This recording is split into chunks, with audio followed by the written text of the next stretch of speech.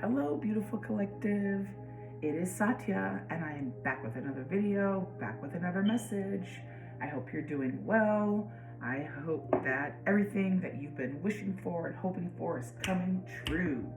I wanted to come today and do a little message about the Emperor and Empress and them as the divine masculine and feminine, right? So we talk a lot about the Emperor and the Empress and them representing the divine masculine and feminine, but we don't always talk about why. This isn't going to work, right? We don't talk about how they became the Emperor and the Empress. You might hear a lot of readers also refer to the Emperor and Empress as divine masculine, but that doesn't necessarily mean that everyone that is by definition an emperor is actually divine or on a divine ascension journey. And that's kind of what I want to talk about today, right? Same thing goes for the Empress. The ascension journey to the divine masculine, divine feminine doesn't just happen simply because you're an emperor or an empress by definition, right? We know that the emperor and empress represent all of the kings and all of the queens in the deck. So for the emperor, he is representative of the King of Wands, the King of Pentacles, the King of Cups, and the King of Swords, right? So within the Emperor, he has the experience and the knowledge of the King of Swords, right? He is wise with his decision making. He has clarity on the choices he has to make, he wants to make. He doesn't let emotions influence or sway him. His interest is in fairness, justice, right? The right thing to do, the correct thing to do. Also within the Emperor is the King of Cups. The King of Cups, right? That aspect of the Emperor, the aspect of the King of Cups within the Emperor is emotionally balanced, right? He thinks with his heart, not necessarily with his head. He is an empathetic individual. Balanced, balanced. He's not overly emotional because he is the king, of course, right? But he does think, operate, and consider things from his heart center, right? You can look at these guys as kind of a balance, right? One who's a little more cold and a little more cerebral, and one who's a little more warm and friendly, welcoming, nurturing, and heart-centered. Also within the Emperor, again, right, because we're talking about the Emperor as embodying all four of these kings, is the King of Pentacles. And the King of Pentacles is representative of a stable, secure-minded, balanced individual that is good with business or money matters. They can get $1 and turn it into 10, right? This person is very disciplined and, has a sense for long-term, right? Long-term planning. And also then we have the King of Wands. And the King of Wands here is representative of a, vivacious, boisterous, outgoing, shining, bright leader. Someone who you see them in a crowd and you're drawn to their energy, their smile, their laughter, their ability to get a group of people together and do something, and the people they're getting together don't even know what they're doing, but they're going to do it because the King of Wands is that type of leader, right? And so, again, we can kind of look at the King of Wands and the King of Pentacles as a balance as well. Someone who's a little more calm, a little more strategic, a little more long-term minded. And the King of Wands who's a little more short-term minded, right? Engaged in the fun things, the inspiring things, where the action is. And so we can see how, right, an emperor who is the picture of stability, the quintessential leader, the apex of his mind, his heart, his business, and his court, the people around him, right? And with that responsibility, with that burden, right, of the mantle, of the crown. Heavy is the head that wears the crown. Why? Because there's massive amounts of responsibility that come along with it. And so the emperor, as the emperor, not necessarily the divine masculine, right? He embodies all of these aspects and is the leader of his empire. He doesn't come over to someone else's empire and get in over there, or come over to this person's empire and get in over here, right? He stays in his lane. He's a master of his empire. And the kings that are under his rulership, right? The kings that manage the water, the water part of his empire, right? The air part of his empire, the grassy earth part of his empire, and the fire part of his empire, right? They all pay tribute to the emperor. And it's the same thing for the Empress. Let me put these back here. But it is, right? It's the same thing for the Empress. She is not only the counterpart to the emperor, of course, she is the counterpart to the emperor, but she is also her own, she has her own empire to rule. And that's where the duality aspect comes in, right? There is an energy of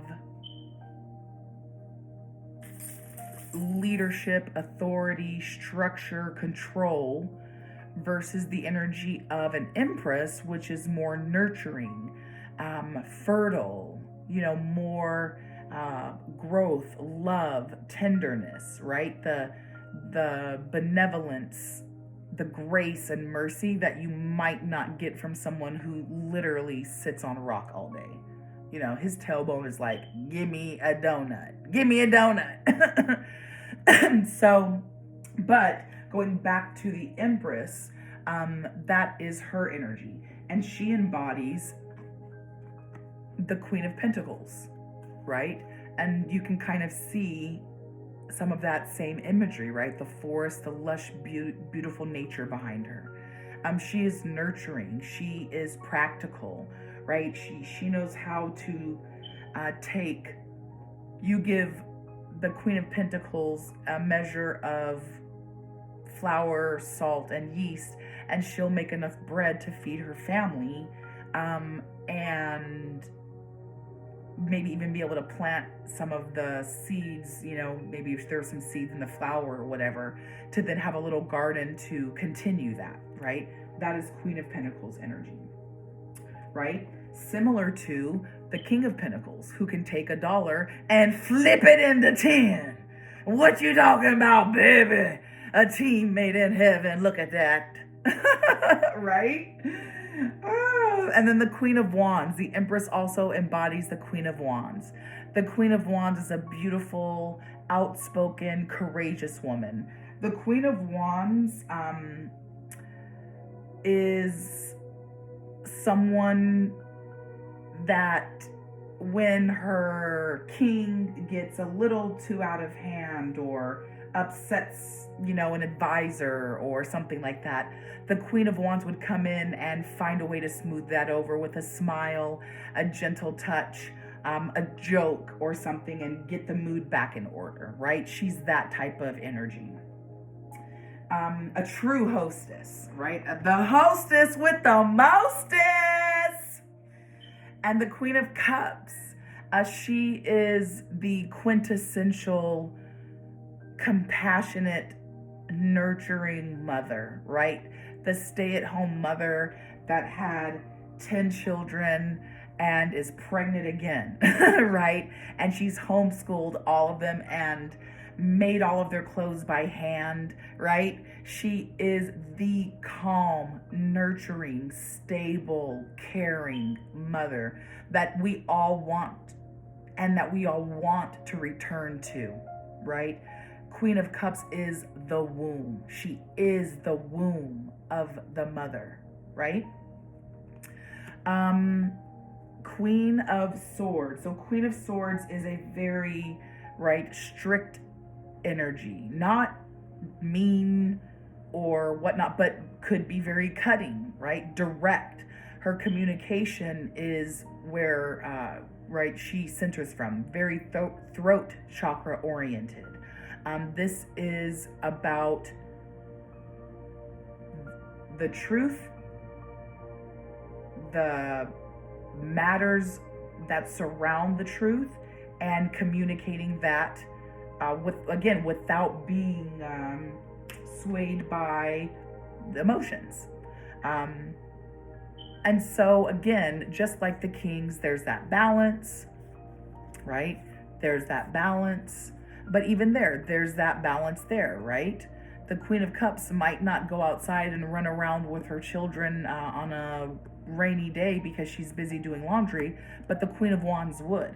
And then she wouldn't also get upset when her kids came in the house muddy, So all of these women, all of these feminine, I won't say women, all of these feminine kind of energies embodied in the Empress. And I want to say Empress and not necessarily the divine feminine. Not because the Empress and the Emperor shouldn't represent the divine masculine feminine, because they should, and that's why they do, right? But because and this goes the same for feminine, right? I'll say it the feminine way. Every woman is not a queen, right? Every woman is not a queen. Every queen is not an empress. And every empress is not a divine feminine. And I think we can understand that better within the context of, let's go to the Pentacles, right? Where is it? Cups. Yes. Every queen, every feminine is not a queen, right? These feminine energies with the cups are not necessarily queens. This man here with all of these cups, he's not necessarily a king, right? And this king here with a crown doesn't mean he's an emperor. And that takes me to my next point, which is the Ascension journey. And by Ascension journey, I mean kind of like Pokemon, right? Evolving. And so I think the best way to help us explore this is to understand a few things, right? We embody all suits of all of the tarot cards, right? So there is a cups, swords, wands, pentacles aspect to us all, right? They're kind of like pieces of our larger personality, meaning sometimes I can be very cold and I can use my words to hurt people in a very deep way. And I can do that because I'm very vivacious, and people love to hang around me and talk to me and tell me, their stories and their secrets, and we share life together. So I know them. But I am extremely compassionate and nurturing, and relationships and protecting vulnerable things is centered to my personality, right? This queen is a big part of my personality. And I also understand that long term, that's not the type of business I want to build, right? That's not the type of reputation, right, that I want to put out there. So I do not act as the Queen of Swords. That's not my operating mode. I can become her, right? And I can also become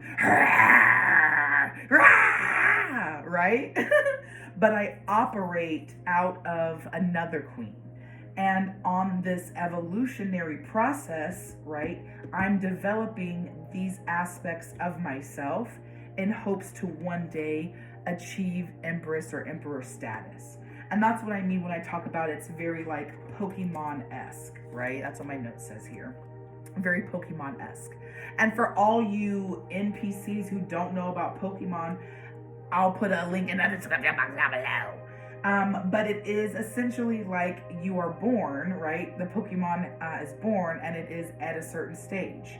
And they develop over a certain period of time by various methods, by the trials and tribulations of getting into battles, by getting trained, by getting a particular evolutionary token, or whatever.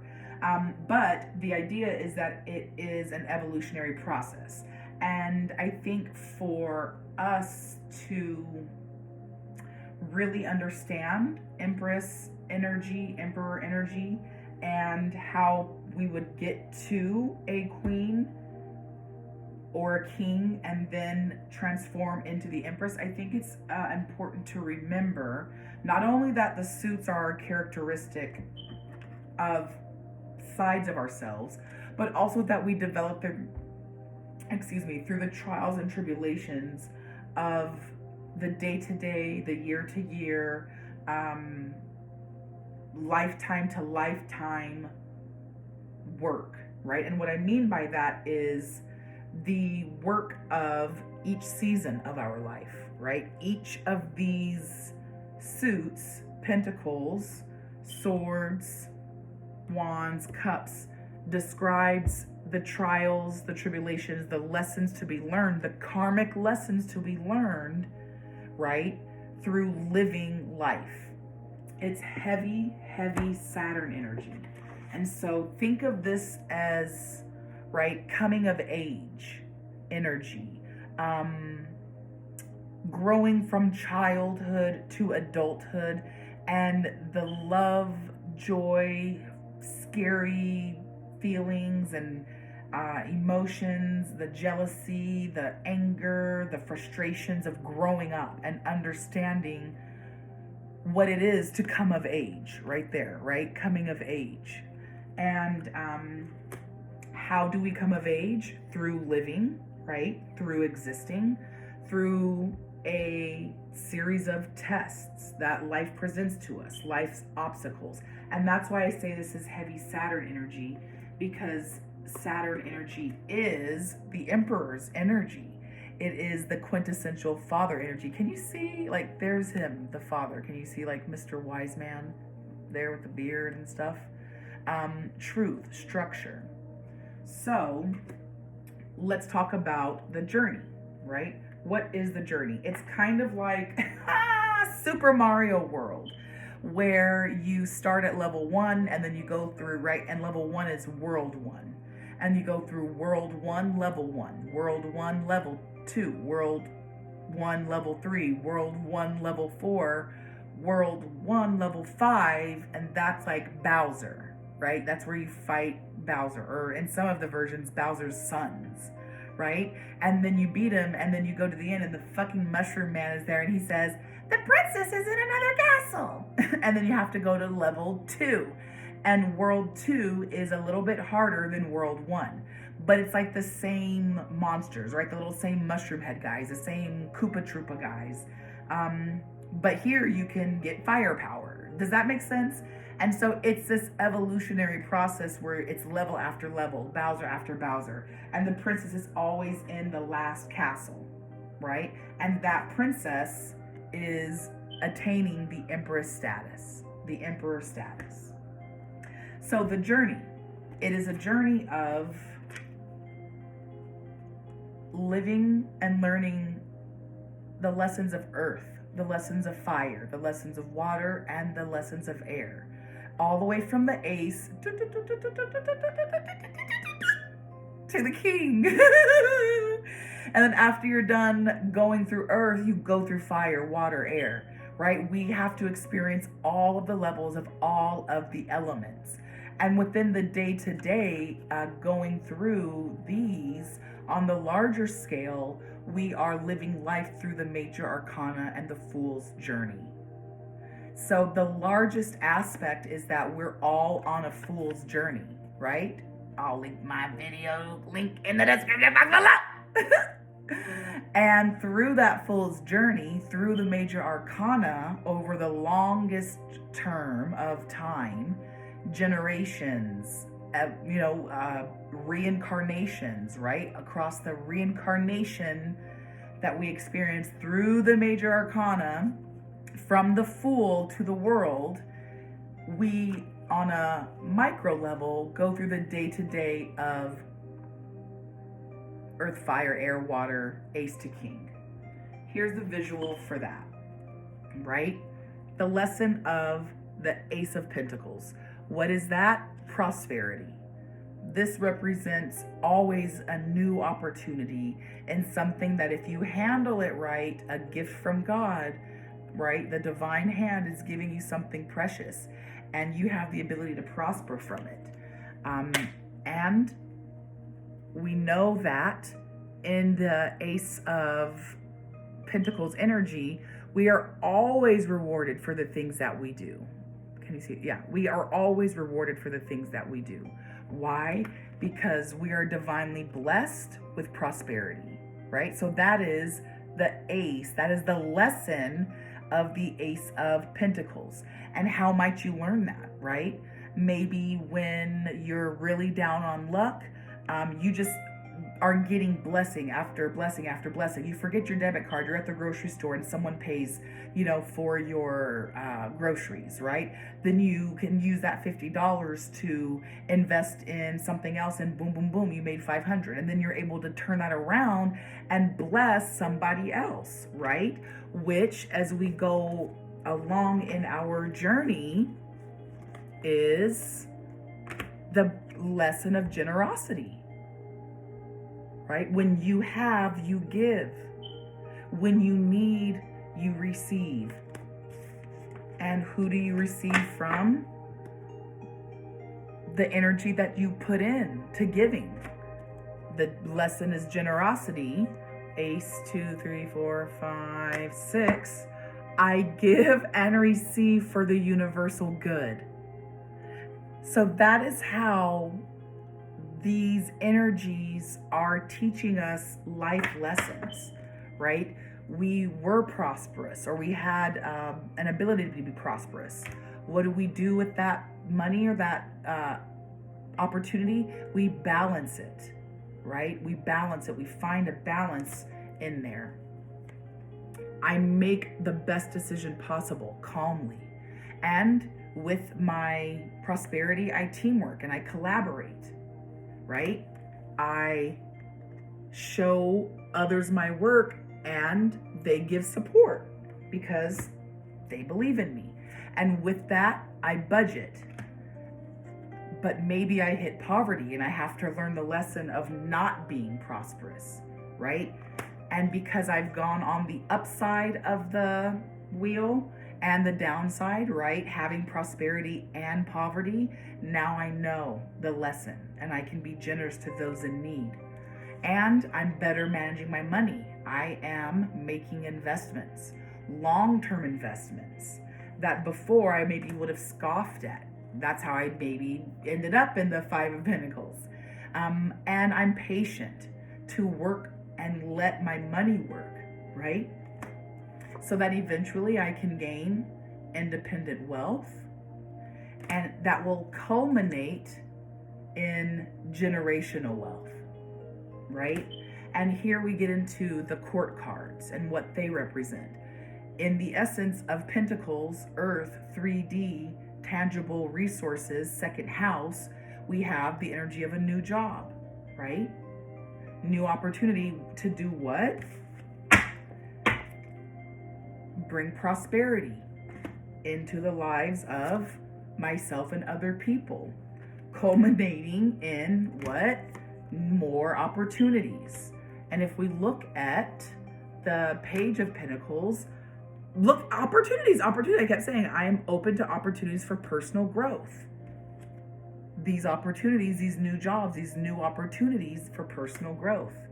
And I'm developing routine, becoming more stable, becoming abundant, having everything that I need to, again, right, that example of the bread and the yeast, or the flour and the yeast to make the bread. And at the end, having that level of financial security, sitting among all of my garden and my house and my family with everything that I've grown, right? As a person that knows I deserve financial security, that I have everything I need to prosper, and that I am sure in my place of the world once I get it. And so that is the journey through Pentacles. I love it because it lines up so well, and that energy is just so obvious, right? And you can see how it builds, right? You can see how it builds up to security. And so that same kind of energy is what is described as that level after level, right? The princess is in another castle. Oh, snap. So I've gone through and I've become the king of Pentacles, and I've developed that personality of myself, right? I have achieved that part of the race. And now if the princess is in another castle, I've got to go through the journey of swords, where eventually I will master the sword sight, the focus, the insight, the creativity, or not creativity, the truth, and my ability to make a strategic decision, right? And then the princess is in another castle. So then I go through the journey, right, of the King of Cups. And it's not that you go through one and then the other and the other. Life is not like that at all, right? This is more like the day-to-day trials, right, that we experience, relationships, businesses that might have failed, arguments where we may have been too hot-tempered and we hurt someone that we really care about and we lost that relationship. That is the lesson, right? And then we evolve. And so I wanted to point that out because it can be very easy to say Emperor, Divine Masculine, right? No, not necessarily, because not everybody's on that ascension journey, right? That ascension journey to full Emperor, Empress, the Divine Mother, the Divine Father, right? The earthly embodiment of God's love, of your, whatever your higher power is, the universe's love, right? Spirit's love, source love. There we go, source love, right? The Father, the Mother, the eternal Mother, Father, the eternal Empress energy is that embodiment of source love. And I want to highlight that in this here, right? It is a journey that we decide to take on. The development of ourselves into emperors might come just through the day-to-day trials that we go through, right? And we must choose to get those lessons and integrate them, right? Again, it just fell off right there. Integration, right? We must be mindful that we are integrating. It's not about perfection. It's not about, never making a mistake and, being better than everyone. This is a internal growth, right?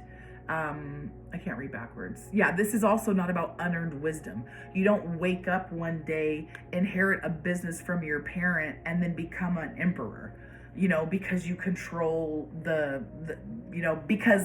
because of legacy, you now are the emperor. The previous emperor died and now you are the emperor. That's not how the divine masculine occurs. That might be how you attain emperor status, right? In a tarot card reading or in a literal way. But are you really the emperor? Remember, every man is not a king. Every king is not an emperor. Every emperor is not a divine masculine.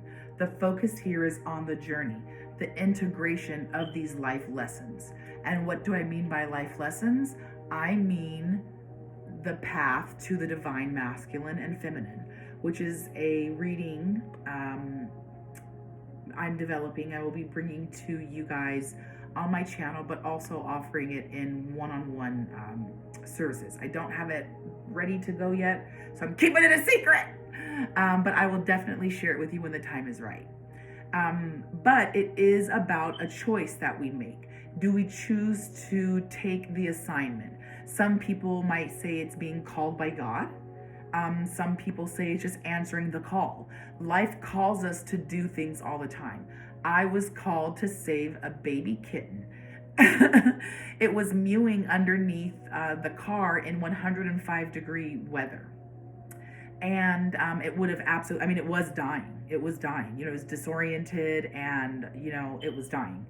And I heard that and I had the choice to just go to my car because I was sweating and dying too, or save a life, period. A life, right? I believe that animals are living beings just like us. And did I rise to that occasion or did I not? Right? Simple as that. I chose to rise to that occasion. It was really, really hard. I was sweating. The cat scratched me and it bit me, but I finally got it and I got to my car and I turned the air conditioner on and I had water and boom, boom, boom. And I was able to rehome that cat like literally the next day. And so that cat's destiny was impacted by my choice. And the adventure in between is the hours and minutes that me and that cat spent together, right? And maybe my life's purpose at that moment, being there at that time, was to save that cat. And the family I gave that cat to was so happy. It was like a group of little kids and saw me at a stoplight. They looked over, saw me with the cat, and they're like, "Oh, it's cute." I rolled down the window. I said, "Do you guys want it?" They looked at the mom. The mom said yes. Boom. Happy kids. Happy cat, happy mom, happy everybody. Happy everybody. So, happiness all over. So, right, I rose to the divine journey. I rose to the sacred journey. And I went all the way through and accomplished it at the world. And so when we talk about this thing is stuck on my arm. When we talk about that ascension journey, that divine masculine journey, this is what I mean, right? This is that embodiment, making the choice to not just be a king or, not just be a page, knight, queen, king, not just to stop there, but to continue to go and be an emperor and then continue to go beyond emperor and start to engage with these energies that help you identify your divine self, right? And if we think about the kings and queens and things like that of mythology and ancient lore and the classic books and things like that, there's always like a magician, right, that the king or emperor has, right? And And sometimes he'll go and he'll ask the magician for advice or for a potion or something, right?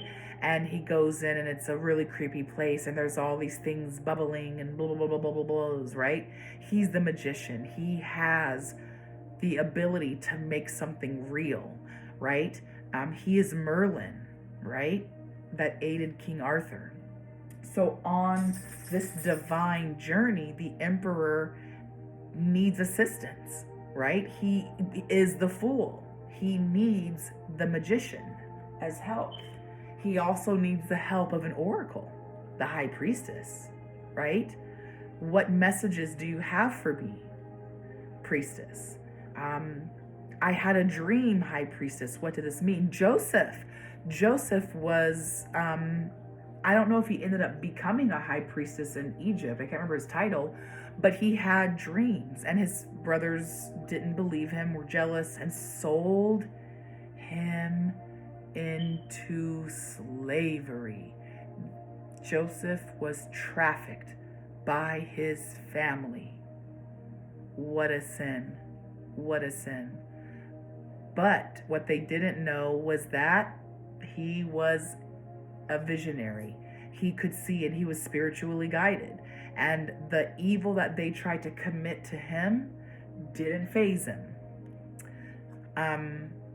But going back to that high priestess, right? That high priestess energy is that essence of my intuition is guiding me to the truth. So Joseph didn't have to be afraid of anything. He had his dreams and vision. He told the person in jail, tell the emperor about me, tell them about my skills, right? Because he knew that he was divinely guided. And what happened? The Pharaoh brought him out of jail and listened to his sights, his visions, and boom, there it was. So here's a perfect example of the emperor meeting. The emperor collaborating. Also, then there's, on the flip side is the Hierophant, right? Not necessarily about the spiritual world and seeing beyond the veil, but the structures, the knowledge, the power that exists within the 3D world and being a master of that, right? Pages don't just grow up into kings. They are guided by the Hierophant to teach them the ways of royalty and leadership, right? And that is what I wanted to bring in here, leading perfectly into this. These energies, right, that we talked about, the Hierophant, the magician, the high priestess, these are all teachers, guides that are helping us as divine masculine and feminines in our own journey, but also help the kings, queens, and but specifically the emperors to learn the rules, the regulations, the protocols for being royalty, right? For being a ruler. There are certain things, there are certain laws, there are certain things that you have to abide by, right? And these helpers, these guides, help us become leaders of our kingdom, right? Our kingdom, right? Again, I said this emperor isn't going over here and telling this person what to do and going over here and telling that person what to do. You are learning to be the protocols of being the ruler in your life. And a part of that is learning, justice. What we do comes back to us. Heavy is the head that wears the crown. You're responsible for the things you make. Kings and queens are responsible even to their own edicts. When put into law, even kings are responsible for following it, right? That is the way it be. It just sometimes it be what it be. And the hermit, right? The hermit is similar to that magician energy, right? Where the emperor or whatnot might go on a vision quest and go walk to the cave, right, and ask the hermits for their centuries old wisdom, right? Decades upon decades, centuries upon centuries, lifetimes upon lifetimes. The hermit has seen it all. And from the tippity top of the universe, he stands at the highest point. Don't have it on this tarot, but I'll, you'll see it in another one. But if you look at the hermit card, he's on like a ledge, the ledge of like a little mountain, and he's looking down and he sees everything, and that's where he does his meditation and receives his enlightenment and knows how to follow his own path. The emperor is located down in his empire and doesn't have the perspective that the hermit has.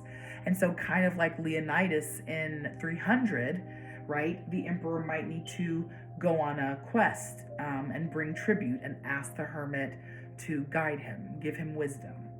And so this, I say all of that to remind us that it's not a title. You don't just get, knighted, kneel before me, you are now a divine masculine, right? This card comes up in your reading doesn't mean that you're a divine masculine. This card comes up in your reading doesn't mean that you're a divine feminine. The question is, have you been putting in the work? Are you on an actual ascension journey? Do you put in work to evolve? Are you on a Pokemon-esque journey, right? How many castles have you been and the princess wasn't there and you decided not to give up? That is the divine masculine, divine feminine journey, right? And I want to again highlight that these kings and queens are sides of us. They are perspectives that we hold. They are sides to our personality. We don't reside in just one energy, right? This is what the tarot card readers say when they mean when they say there's masculine and feminine in us all, right? The Queen of Swords, she might be acting like a Queen of Swords, but she's also Queen of Hearts, or Queen of Swords this way versus that way, right? It's perspectives. It's how we act. It's a piece of us. And the goal here is full integration. Going through the journey and understanding that, there it is, that the journey is essentially always the fool's journey.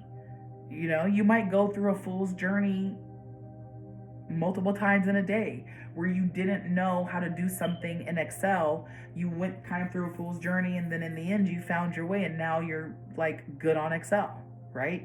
Or a fool's journey in encountering someone that changed your mind and perspective about something, and you walk away from that interaction completely changed, right?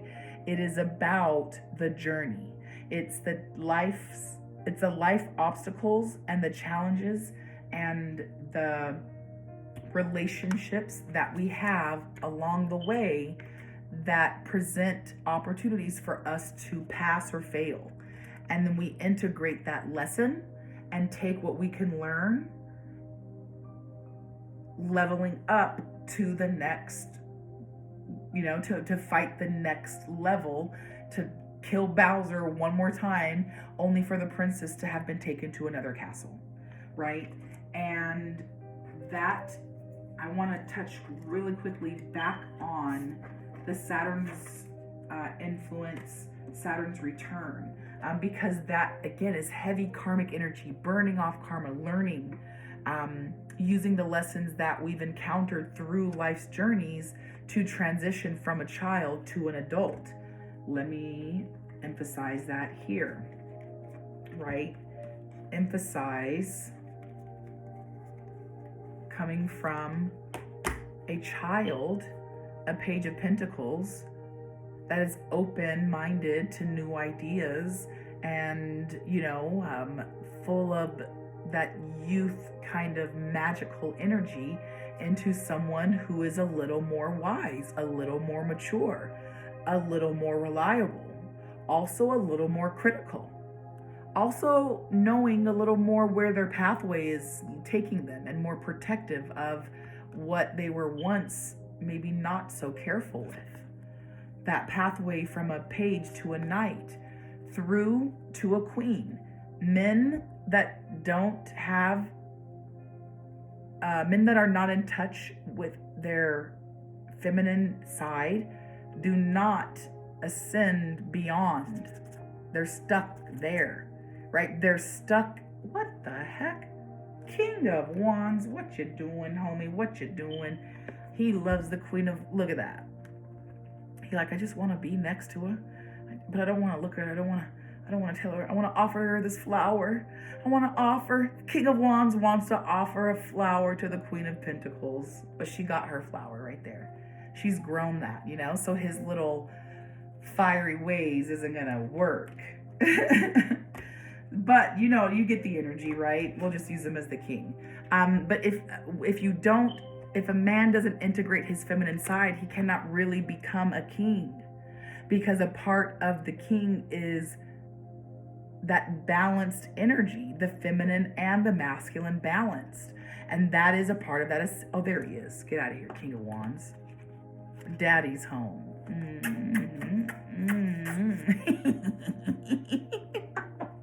I'm sorry, I am really immature.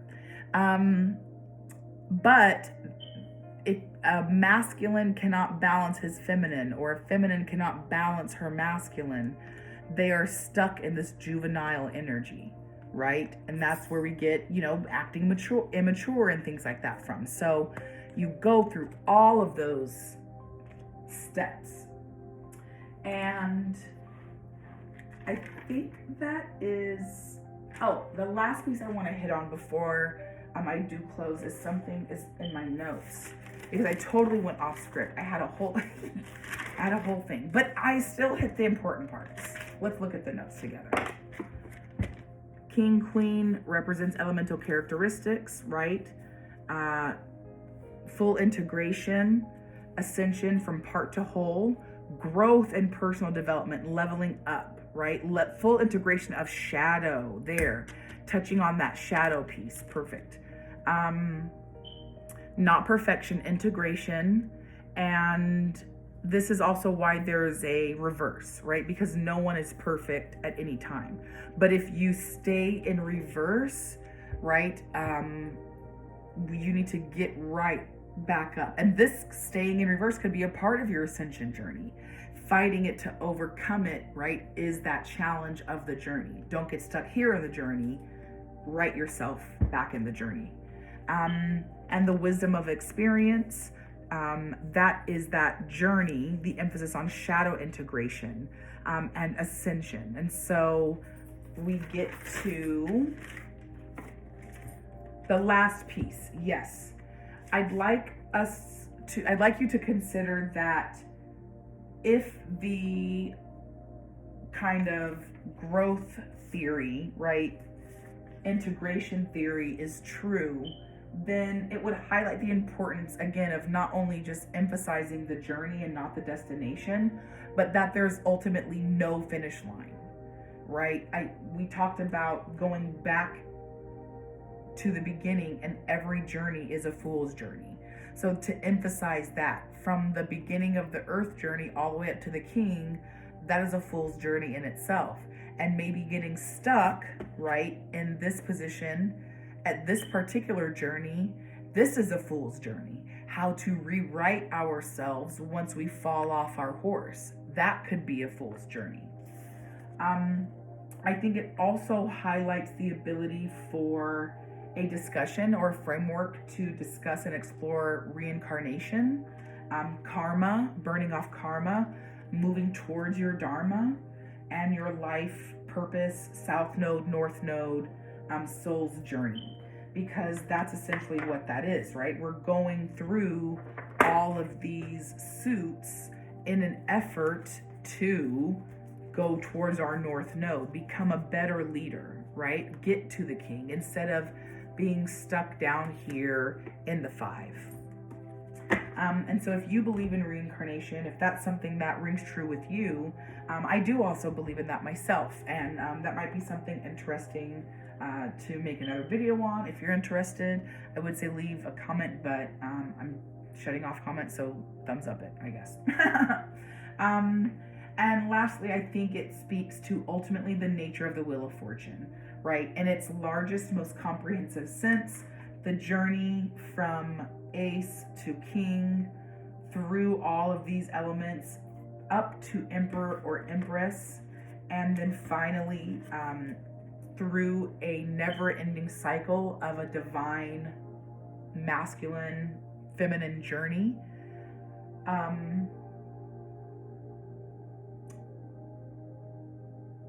It's a journey, again, back to North Node, and something to be enjoyed, relished, deeply involved in, something to be analyzed, critiqued, criticized, and not by outside forces necessarily, right?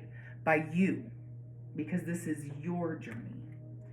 And I think we'll end that there. I'll just give you a little visual of some of these other Emperor, Empress cards I have. And I will talk just really quickly about the Divine Masculine Feminine project that I'm working on. I would like to explore a divine masculine and feminine journey using tarot, using, metaphysical kind of concepts. And I'm putting the details of that together. It's taken me much more time than I thought. And so I will, just kind of keep you updated and touch base on how that pans out and works. But once that does kind of hit the ground running, I will be doing videos on it, but I also will have an opportunity for you to do a one-on-one with me in my Etsy shop. And speaking of my Etsy shop, visit it, check it out. Look at my Instagram, like this video, and that's it. I hope this has given you a level of understanding, some insight, kind of guided you on your own journey, but also very much equally important, I hope it helps you understand the difference between an emperor and a divine masculine, because I do hear a lot of talk and discussion about divine masculine, simply when the emperor card shows up, where it might even be more appropriate if the emperor, king of pentacles, right, king of wands, king of cups, and king of swords had been pulled up. Right now, this is giving divine masculine energy. So when you are, exploring this for yourself, or if you, get readings or things like that, just know that there's definitely a difference between an emperor and a divine masculine. He does represent the divine, but isn't always on that journey. Remember, an undeserving woman or an undeserving man who is bestowed a crown will act out of darkness and shadow simply because they have not integrated fully. This speaks to giving people who are corrupt inside power, right? They will use that power in a way that is already inside of them. And so a divine masculine and a divine feminine don't need a crown. It is their personal authority, their integrity, their loving compassion, their commitment to unselfish truth that is their crown of glory. A crown does not make a king or a queen. And every king and every queen is not an emperor. And say it with me, every emperor, every empress is not divine. All right, collective. I hope you've enjoyed this. I enjoyed spending this time with you. It is a long video. I'll try to set up chapters, okay? I'm going to do a divine masculine, divine feminine kind of reading to see where we can start to do some shadow work. And I'm going to post it, all right? I'm wishing you peace, love, and blessings. Bye.